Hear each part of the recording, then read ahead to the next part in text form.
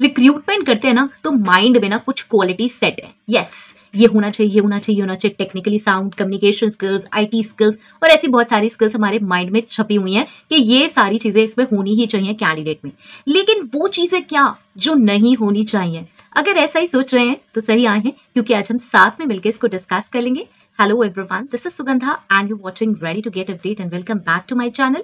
और आज हम डिस्कस करने वाले हैं ऐसी कौन सी नेगेटिव क्वालिटीज हैं जो अवॉइड करनी है हमें कैंडिडेट में। और यही क्वेश्चन हमसे एचआर रिक्रूटर के इंटरव्यू क्वेश्चंस में पूछा जा सकता है। यस, अगर हम एक्सपीरियंस प्रोफाइल्स के लिए जा रहे हैं या अगर हम फ्रेशर प्रोफाइल के लिए भी जा रहे हैं तो एचआर में हमारे से ये जरूर पूछा जा सकता है, इंटरव्यू में हमसे जरूर पूछा जा सकता है कि ऐसी कौन सी क्वालिटीज हैं जो आप नहीं देखना चाहते हैं, या फिर सिंपल सी बात है negative qualities of a candidate जो हमें इग्नोर करनी है, जो हमें अवॉइड करनी है, जिसका हमें ध्यान रखना है कि अगर वो क्वालिटीज हमारे कैंडिडेट में हैं तो हमें कैंडिडेट को सिलेक्ट करते वक्त एक बार जरूर सोचना है, राइट। सो चलिए आज इसे ही डिस्कस कर लेते हैं। और मैं देने वाली हूँ 3 क्वालिटीज। वैसे ऐसे बहुत सारी क्वालिटीज हैं लेकिन जो बहुत ज्यादा इंपॉर्टेंट है, नहीं होनी चाहिए, क्योंकि पॉजिटिव एंड नेगेटिव्स फिर भी हमें कैंडिडेट में हमेशा ही मिलेंगे, लेकिन कुछ ऐसी क्वालिटीज हैं जिन्हें हम इग्नोर कर ही नहीं सकते हैं, राइट। सो चलिए ये देख लेते हैं हम 3 क्वालिटीज हैं। First, to pompous. पॉम्पस का मतलब अपने बारे में सिर्फ बात करते रहना, बड़ा चढ़ा के बोलना, मैं ये हूं, मैंने ये किया, I have achieve this, I have done this, I was the only one, I did this, I was amongst top people. I was the team leader and was leading. I was the best team leader over there, right? Obviously, interview किसका है? Candidate का। और हमें हमेशा बताया जाता है हमें अपने अचीवमेंट्स हाईलाइट करने हैं। अब यहाँ पर कहीं ना कहीं हमें ये लग रहा है कि अचीवमेंट्स हाईलाइट करने हैं और यहाँ पे आप कह रहे हो कि ये एक नेगेटिव क्वालिटी है। तो नेगेटिव क्वालिटी किस सेंस में है? जब आप सिर्फ अपने बारे में बहुत ज्यादा बात कर रहे हैं, आप और किसी नंबर्स की बात नहीं कर रहे हैं, आप किसी टीम की बात नहीं कर रहे हैं, क्योंकि कोई भी टास्क है, कोई भी काम है, कभी भी ऐसा नहीं हो सकता कि सिर्फ आपने ही किया हो। आपको कहीं ना कहीं से जरूर ग्रुप एफर्ट्स मिले होंगे, टीम एफर्ट्स मिले होंगे, सपोर्ट मिला होगा। आप उसके बारे में बिल्कुल भी बात नहीं कर रहे हैं, थैंक्स टू माय टीम, इस तरीके से आपने कुछ भी यूज नहीं किया, या फिर आपने अपनी टीम का कंट्रीब्यूशन नहीं बताया, अपने जो शॉर्टफॉल्स हैं उसको हाइड कर लिया और सिर्फ ये बताया कि वहां तो सब लोग ऐसे थे, वहां तो टीम मेंबर्स ऐसे थे और मैंने ये कर डाला, राइट। बहुत ज्यादा अपने बारे में बड़ा चढ़ाकर बोलना, सिर्फ अपने बारे में ही बोलना, ये कुछ अच्छा साइन नहीं है कैंडिडेट का। क्योंकि क्या होगा, अब इसके नेगेटिव साइंस बता देती हूँ क्यों है ये नेगेटिव साइन। क्योंकि जब भी कैंडिडेट हमें ज्वाइन करेगा वो एक एम्प्लॉय बन जाएगा, तो हर जगह जहां पर भी उसे एडवांटेज लेनी होगी इस वाली चीज की, वो हमेशा लेगा। मतलब टीम में क्या हुआ, 4 या 5 लोग काम कर रहे हैं, वो भी कर रहा है, अब उसकी आदत है सिर्फ अपने अपने बारे में बात करने की और अच्छी अच्छी। जब टीम में काम कर रहे हैं, 4-5 जने मिलके कर रहे हैं, तो डिसीजंस भी 4-5 जने मिलके ले रहे हैं, ओके। अब जब कुछ भी गड़बड़ होगी तो वो रिस्पॉन्सिबिलिटी से पीछे हट जाएगा और वो उन सब 4-5 लोगों में से वो जो 3-4 लोग हैं उन्हें ब्लेम कर देगा, खुद अलग हट जाएगा, right. So this is not right for the organisation. इस तरीके से कभी भी टीम बिल्ड नहीं होगी, कभी भी काम नहीं होगा। और छोटी छोटी बातों पे डेली भी यही सारी चीजें होंगी, क्योंकि वो हर जगह अपने आप को सेफ रखेगा, हमेशा ये कहेगा मैंने तो ये करा है, मैं तो पहले भी ये किया हुआ है, मैं तो ऐसे काम करता हूँ, और चाहे उसकी गलती भी हो तो भी वो एडमिट नहीं करेगा, okay. Second, again very important, and that is too rigid. बहुत ज्यादा रिजिड। अपने रूट से अटैच होना अच्छी बात है, लोग कहते हैं अपने पास्ट को नहीं भूलना चाहिए, अपने बेस को कभी नहीं भूलना चाहिए, वो बहुत अच्छी बात है। लेकिन क्या आप उसी को पकड़ के सीधा चल सकते हैं कि बस मैं यही करूंगा क्योंकि मैं ये हूं, क्योंकि मैं बेस लेवल से चल रहा हूं, तो क्या सिर्फ मैं हमेशा बेस ही लेवल का काम करता रहूंगा? नहीं, बेस के बाद हमें ऑब्वियसली ऊपर ऊपर चढ़ना है और उसके लिए हमें चेंजेस अपने अंदर करने होंगे, काम के अंदर करने होंगे। जो पर्सन रिजिड है, जो ये सिर्फ बहाना बना के बैठा है कि मैं अपने रूट से कनेक्टेड हूँ इसलिए मैं सिर्फ वही काम करता हूँ या मैं यही करता हूँ, वो बहुत ही रिजिड तरीके से काम करेगा, वो बिल्कुल फ्लैक्सिबल नहीं होगा किसी भी सिचुएशन में। क्या होगा कंपनी में, जब वो ज्वाइन कर लेगा हमें, उसके बाद जैसे भी कोई भी चेंजेस होंगे, उसे जिस भी तरीके की काम करने को कही जाएगी, लोकेशन बेस हो या फिर काम करने का वे हो, वो कहेगा मैंने तो ऐसे ही काम किया है, ऐसे ही काम हो जाएगा, लेकिन मैं ऐसे ही करूंगा।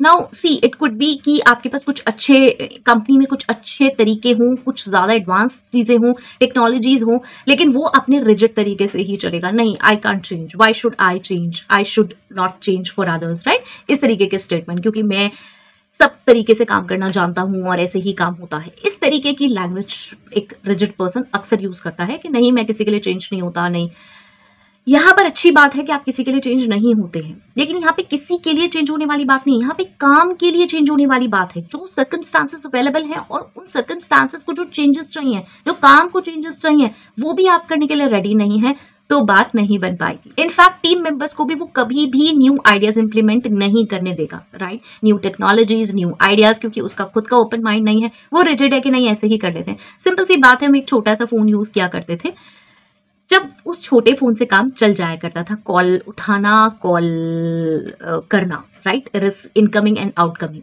यही वाला काम हुआ करता था, आउटगोइंग, इनकमिंग एंड आउटगोइंग वाला काम हुआ करता था, तो वो चल जाता था फोन। उसके बाद उसमें म्यूजिक आने लगा, फिर और चीजें आने लगी, राइट। तो हम क्यों चेंज हुए, हमारी वो रिक्वायरमेंट्स बदलने लगी, राइट। आज डॉक्यूमेंट्स व्हाट्सएप पे सर्कुलेट होते हैं, बहुत सारे तरीकों से होते हैं, वीडियो कॉल्स होती हैं, ऑडियो कॉल्स होती हैं, और कितना कन्वीनियंट होता है, राइट। तो अगर कोई इंसान कहे कि नहीं यार कॉल से तो काम चल जाता है, मतलब सिर्फ उठाने और उससे करने से, तो वो एक बहुत ही रिजिड पर्सनैलिटी है, वो चेंजेस के साथ नहीं चल रहा है। और आप देखेंगे स्मूथनेस कितनी है अगर हमने टेक्नोलॉजी को अडॉप्ट किया, राइट। सो काम के लिए आगे बढ़ना और उसी तरीके से बढ़ना जिस तरीके से हमारा काम अच्छे से हो सके, वो रिजिडिटी काम में नहीं चल पाएगी, ओके। मतलब उसके लिए रिजिडिटी काम में नहीं चल पाएगी अगर कोई रिजिड पर्सन है। तो हमें ये ध्यान रखना है कि टू रिजिड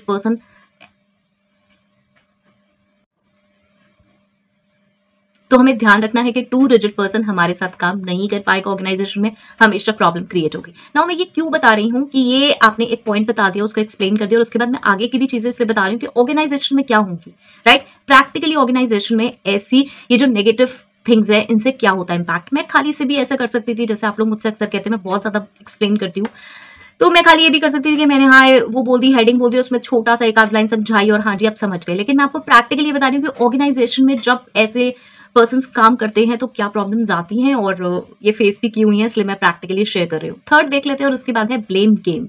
नाउ अगेन हो सकता है आप ये फर्स्ट वाले से रिलेट करें, लेकिन मैं डिफरेंशिएट करके बताती हूँ ब्लेम गेम क्या होता है। Blame game is blaming others for everything, हर चीज के लिए दूसरे को ब्लेम करना। अब कैसे करना, कुछ भी गलत हुआ, कुछ भी कहीं गलत हो रहा है तो आपको दूसरे को ही ब्लेम करना है। आप साथ में बैठे हुए पॉलिसीज फ्रेम कर रहे हैं, लेकिन क्या हुआ, जैसे उस पॉलिसी का कुछ भी नेगेटिव इम्पैक्ट आया तो तुरंत ही दूसरी पूरी जो मेंबर्स की टीम है, वो पर्सन जो ब्लेम गेम खेलता होगा, जो ऐसा करता होगा दूसरों को ब्लेम करने का काम, वो उन्हें ब्लेम कर देगा। यस, ऐसा ही होता है, ऐसा ही करते हैं लोग, अपने ऊपर कोई रिस्पॉन्सिबिलिटी नहीं लेते। फर्स्ट पॉइंट में मैंने कहा था सेल्फ प्रमोशन, मतलब सिर्फ अपने को प्रमोट करने वाली बात कि मैंने ये करा, मैंने ये करा, मैंने ये करा। थर्ड में हम बात कर रहे हैं ब्लेम गेम की। कुछ भी ऑर्गेनाइजेशन में हो रहा है तो पर्सन किसी ना किसी को ढूंढ रहा है कि मैं ब्लेम कर दूं, चाहे उसका उससे कोई रिलेशन है नहीं है। ऐसे बहुत सारे लोग ऑर्गेनाइजेशन में काम करते हैं जिनका किसी मैटर से कोई रिलेशन नहीं होता, वहां पे सेल्फ वाली कोई बात नहीं होती, उनका उसमें कुछ नहीं होना होता, लेकिन वो क्या करते हैं, सुनी बात, अरे क्या हुआ वहां पे क्या हुआ, अच्छा इसकी गलती होगी, हाँ ये ऐसे बात कर रहा था, ये वैसे कर रहा था, राइट। क्योंकि उसकी हैबिट ये है कि मुझे किसी ना किसी को ब्लेम करना है। कुछ भी हो रहा है ना, जैसे ऑर्गेनाइजेशन में कुछ भी गलत हो रहा है, कहीं पर भी हो रहा है, तो यार किसी का नाम लगा दे, किसी का नाम आ जाए, राइट। ऐसे मैटर्स ना चलते रहें, इश्यूज चलते रहें। उसके बाद ब्लेम गेम में ही ये भी हो सकता है कि जैसे इंटरव्यू में आप क्वेश्चंस पूछ रहे हैं, उनसे बात कर रहे हैं वीकनेसेस की, तो कह रहा है नहीं मेरी तो कोई वीकनेस नहीं है, और जो मेरे मेंबर्स थे और वो थे, वो ही सब ऐसे थे, वो जो ऑर्गेनाइजेशन था उसमें बहुत सारी प्रॉब्लम्स थी, मेरे अंदर तो कोई प्रॉब्लम नहीं है, मैं तो बिल्कुल ठीक ठाक हूँ, राइट। उसके बाद जो फेलियर स्टोरीज हैं उसका भी ब्लेम किसी और को सुना रहे हैं, कोई प्रोजेक्ट्स हैं जिसमें फेल हुए तो उसका भी जो ब्लेम है वो किसी और को।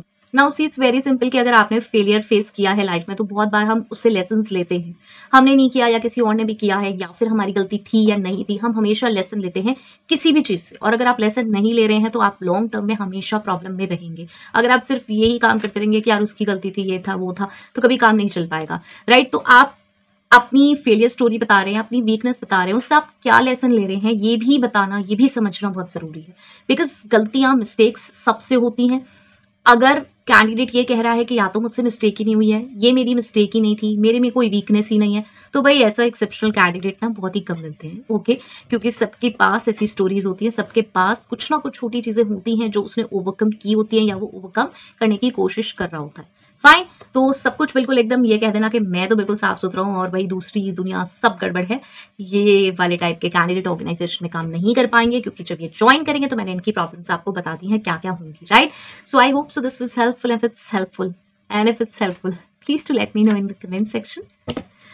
Till next video, all the very best. Stay happy, stay safe. Thanks for watching. Bye bye.